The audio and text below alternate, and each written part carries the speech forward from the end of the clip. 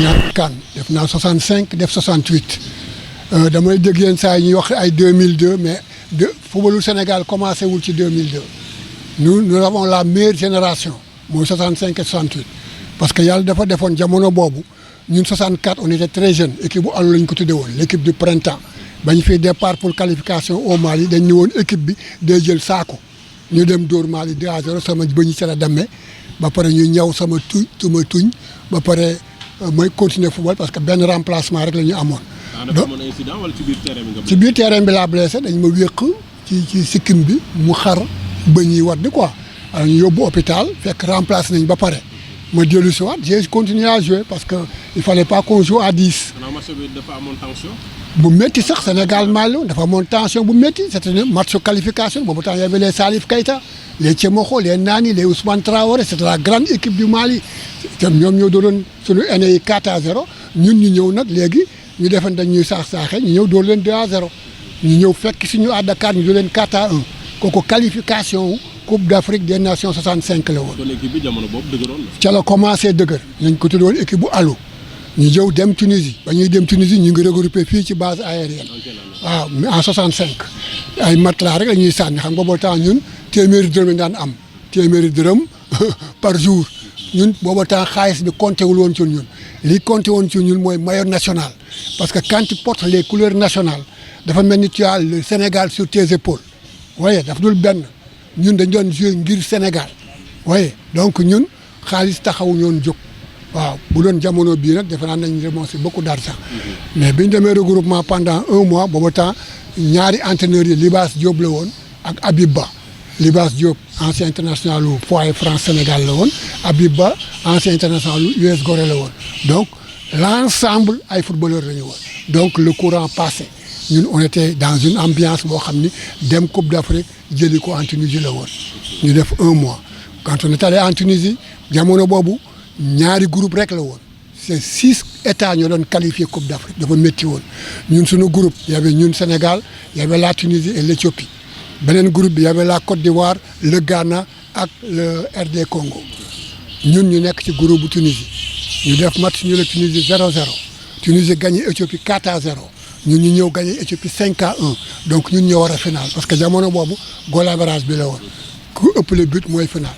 léegi ñu dem hôtel on était très content de jouer la finale de la Coupe d'Afrique des Nations en 65 léegi maintenant Mbaye Ndiir Mbaye dem si yàlla si nekkoon délégué fédéral moom moo demoon commission technique ba mu demee commission technique waa tunisiens yi ni ko nag ñoom ñooy final mu leen lu tax ñu ne parce que 5 divisé par 1 égale 5 4 divisé par 0 égale l'infini ñoom ma encaissé wuñu te ñun dañoo encaissé mu ñëw wax ñu loolu ñu ne ko donc ñun duñu final ñun duñu jouer 3e place ñun ñoo war a final duñu jouer 3e place comme c'est comme ça mu ne bon xaaral léegi daal comme nous dépendons d'un pays d'un président de la République je vais envoyer un message au président de la République ci la envoyé message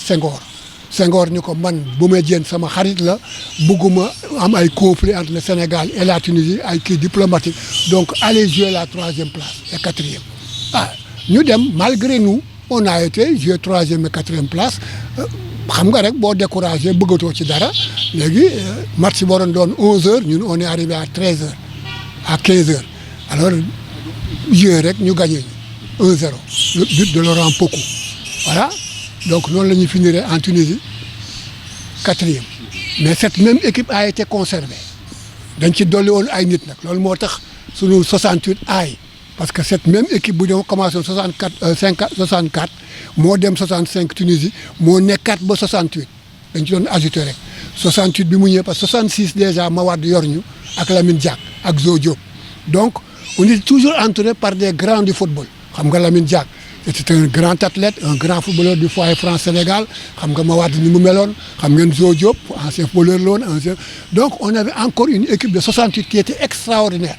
ñun kenn mosu ñoo gagné à Dakar tous nos matchs nous les avons gagnés dóor nañu fi Libéria 5-0 fii fekk ko dóor ko 3-0 dóor nañu Togo ku ñëw ñu dóor la ci la ñu qualifié pour dem à Asmara à Asmara aussi c'était la révélation mais malheureusement comme Asmara ñoo joué défense en ligne boobu temps mi ngi soog a xew en Afrique défense en ligne boobu moo ñu lor ba demuñu ba final mais c'était la révélation Après Asmara boobu nag on était 12 à partir parce que on a fait une belle prestation à Asmara en Éthiopie ba nga xam ni man je suis parti à Tourcoing comme professionnel Yatma Diop ak Louis Gomis dem à Amiens El Hadji Sarr ak Moustapha Dieng dem à Chemou dem ba Thioy dem Laval jug Yatma dem Marseille Louis Gomis comment il s'appelle Matar Niang dem La Ciotat Louis Camara dem Nîmes Doudou Diong dem Nîmes ku gàtt ki dem ba Thioy dem Laval Baye Moussa dem Montélimar c'est pour vous dire que y avait la grande saignée de l'équipe nationale ci la équipe nationale jógee nag qualifié tuñu li mooy ñu en Caire 86 fa lañ toog 18 ans qualifié wuñ. li ngay wax noonu xëy na mooy jamono bii doon wax les Sénégalais de France. moom la woon parce que voilà boobu ñun ñëpp ñoo jëkkoon dem en France on était professionnels mais ñun à l'époque on avait un régime amateur en France. parce que dañu doon def travail et football parce que dañu ñëwoon bu njëkk boobu booy ñëw na nga indaale diplôme bu woyee donc ce n'est pas pareil que maintenant donc on avait signé ñun ay travail et football boo temps il y avait 700 000 francs par mois logement payé par le club billet aller et retour donc c'était te man 32 000 la daan fayee ko fii xam ko foog ma dem waaw donc voilà c'était comme ça ñun waaw ba nga xam ni man ca laa jànge ba ne am samay diplôme d'assurance nekk inspecteur d'assurance bi ma ñëwee ñu affecté ma à Kaolack waaye donc ñun à l'époque bëgguñu woon toog en France boo fa toogee tamit da ngay bëgg am diplôme boo indiwaale ce n'est plus la même chose aujourd'hui il joue pour l'argent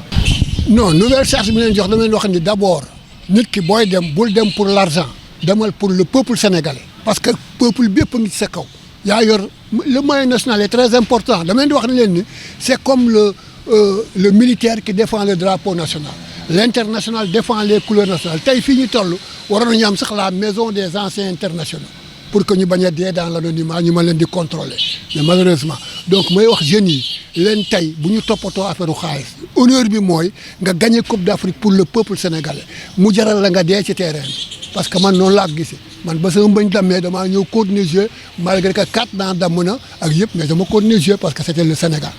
mais man dama d'accordul ci loolu doo ñëw ni diw favori la parce que jamono football dafa dem ba nga xam football industrie la partout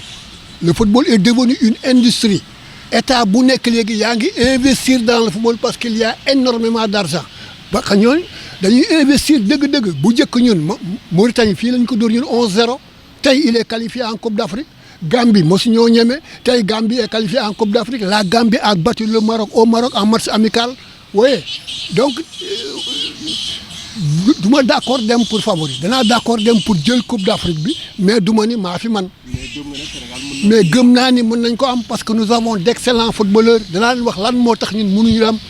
li tax ñun mënuñu dem d'après man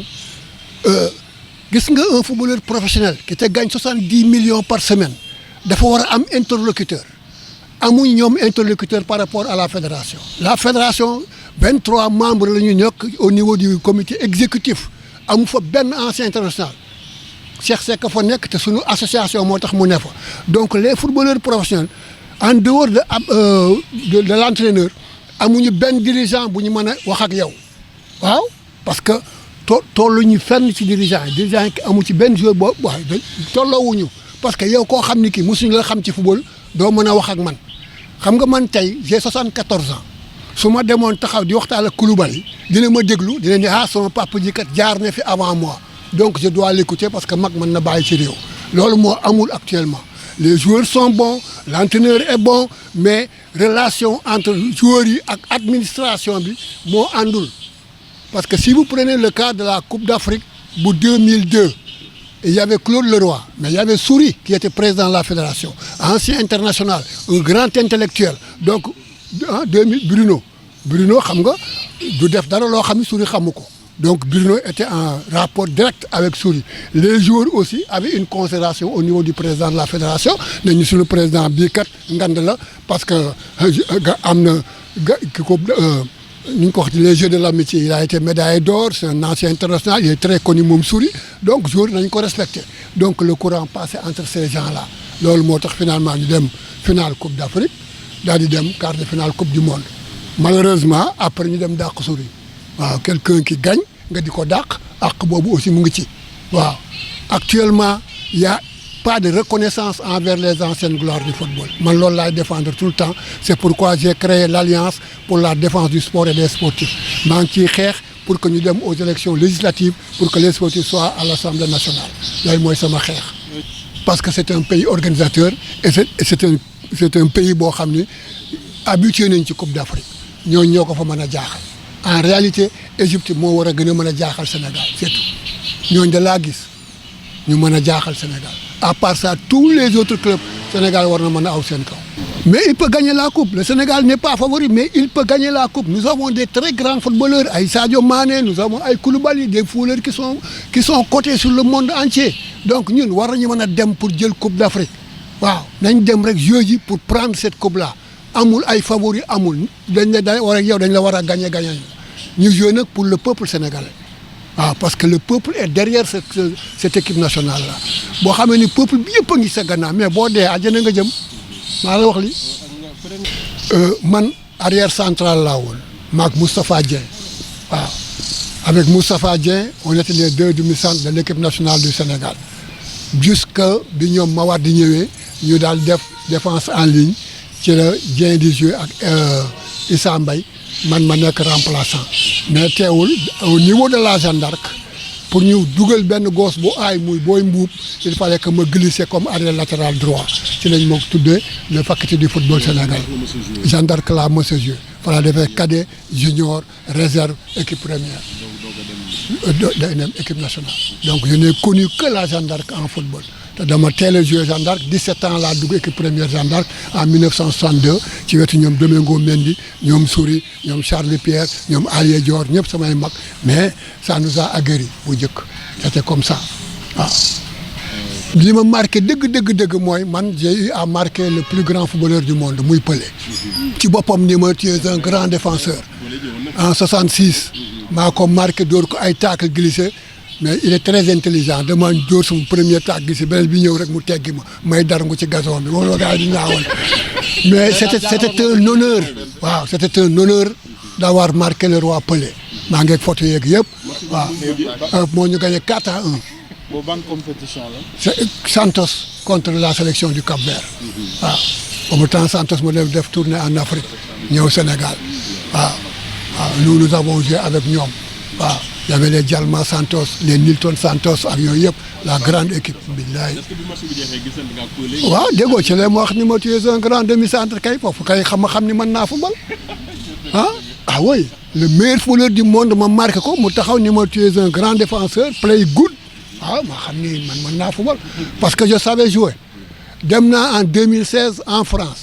seeti suma doom Moustapha Diallo Guingamp Marseille à Guingamp bi match tase dama ni ko maa la dàq football match dafa tas ba ni ko tafaamu naa man ko maa la dàqoon na football parce que gis naa li mu def xam naa li ma mënoon